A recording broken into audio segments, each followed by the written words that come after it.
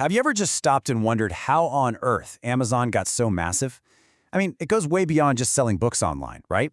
Well, today, we're going to decode their secret recipe, what I like to call the Amazon cocktail, and break down the core rules that launch them into a league of their own. Just look at that number. Take a second. $1 trillion. That is 1,000 billion. It's a valuation so huge it's almost impossible to wrap your head around. And a number that big, well, it makes you ask a pretty big question. Right? How does any company get there? Is it one single brilliant idea? Was it just a massive stroke of luck? Or is there something more? A repeatable formula maybe? A recipe for that kind of mind-blowing success? Well, the answer is, it's not just one thing. There's no single silver bullet. It's actually a powerful combination of a few core strategies that all work together. So think of it less like a magic trick and more like a really, really well-made cocktail. And that's exactly what we're going to do. We are going to become master mixologists and break down the three core ingredients, the three fundamental rules that Amazon mixes together to create its trillion-dollar empire. Okay, let's grab the shaker and pour in our first ingredient. This is the base of everything, the foundation. It's a relentless, all-consuming obsession with the customer. Now hang on. This isn't just that cheesy, the customer is always right poster you see in a break room. No. This is a deep, operational philosophy. And the key phrase here, the one to remember, is work backwards. See, most companies build a product and then try to find customers. Amazon does the exact opposite. They find a customer's problem or frustration first, and then they work backwards to build a solution. It's so powerful because while their competitors are busy watching each other, Amazon is watching you. And you can see how this works in practice. It's a simple three-step process. First, find a real pain point. What's annoying people? What are they struggling with? Second, invent something that solves that specific problem. And then, only then, do you go build whatever it takes, the software, the warehouses, the delivery drones, whatever, to bring that solution to life. And you've seen the results of this a million times. Remember the absolute hassle of typing in your address and credit card for every single online purchase? Bam, one-click ordering. Hating that you had to wait a week for your package to arrive? Solved with Prime.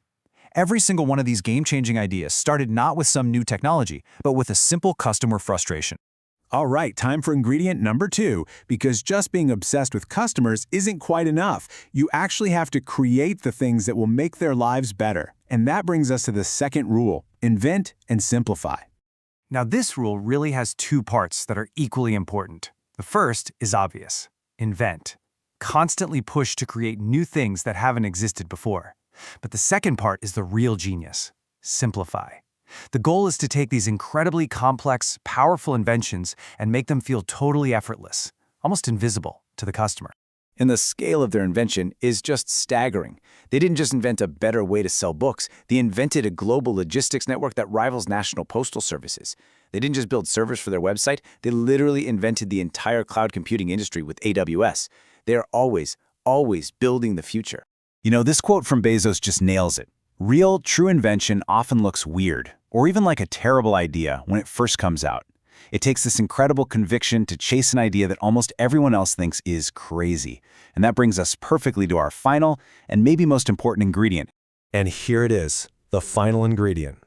This is the one that gives the other two the time and space they need to actually work. It's the absolute commitment to thinking long-term. In a world that is completely driven by what's going to happen in the next financial quarter, this is a radical idea. Amazon is famous for making these huge, bold bets that they know might not make a single dime for 5, 7, or even 10 years. They are playing chess while everyone else is playing checkers. And this isn't some new strategy for them. It has been in their DNA since the very beginning. When they went public in '97, they flat out told investors, hey, we're not planning on being profitable for a long time.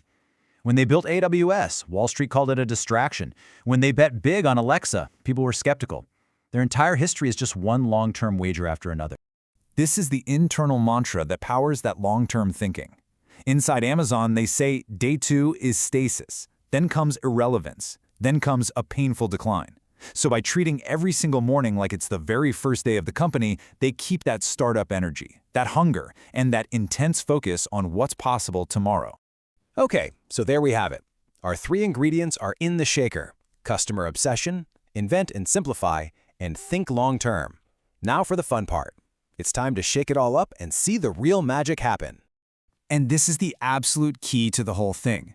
The real power isn't in any one of these rules by itself. I mean, lots of companies are good at one of them, but very, very few can do all three at once.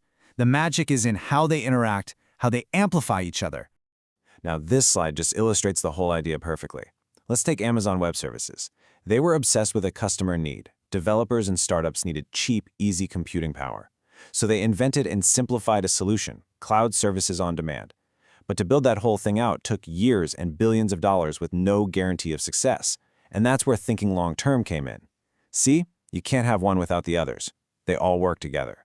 And this is the result. This is the payoff. That massive long-term bet, AWS, the thing everyone called a distraction, now generates more pure profit than their entire North American retail business combined. It is the economic engine of the company, and it was funded entirely by this unique cocktail of principles.